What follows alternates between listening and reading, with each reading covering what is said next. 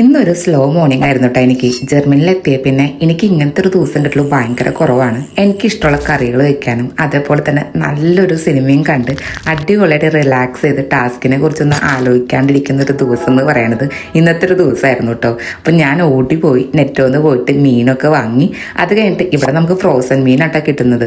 അപ്പം അത് കഴിഞ്ഞിട്ട് നമ്മൾ മസാലയൊക്കെ പുരട്ടി. നാട്ടിൽ എൻ്റെ വീടിൻ്റെ അടുത്തൊക്കെ മീനെ പിടിക്കുന്ന കുളവും പാടൊക്കെ ഉള്ളത് കൊണ്ട് ഇഷ്ടംപോലെ മീനെ കിട്ടാറുണ്ട് കേട്ടോ. പക്ഷെ ഇവിടെ എത്തിയ പിന്നെ ഏറ്റവും കുറവായിട്ട് കഴിക്കുന്ന സാധനമാണ് ഈ മീൻ എന്ന് പറയുന്നത്. അതിൻ്റെ കുറേ പ്രശ്നങ്ങളൊക്കെ ഉണ്ട്, മുട്ടിക്കൊഴിച്ചലും പിന്നെ മേലുവേദനയും അതേപോലെ ഉഷാറില്ലായ്മയും ഒക്കെ ഉണ്ട്. അപ്പോൾ ഞാൻ വിചാരിച്ചു ഇനി എൻ്റെ ഒരു വീക്കിലി നമ്മുടെ ഡയറ്റിൽ മീൻ എന്തായാലും ഇൻക്ലൂഡ് ചെയ്യാന്നുള്ളത്. ഇപ്പം എൻ്റെ ഭയങ്കര വലിയ ക്രേവിങ്സ് ആണ് കേട്ടോ.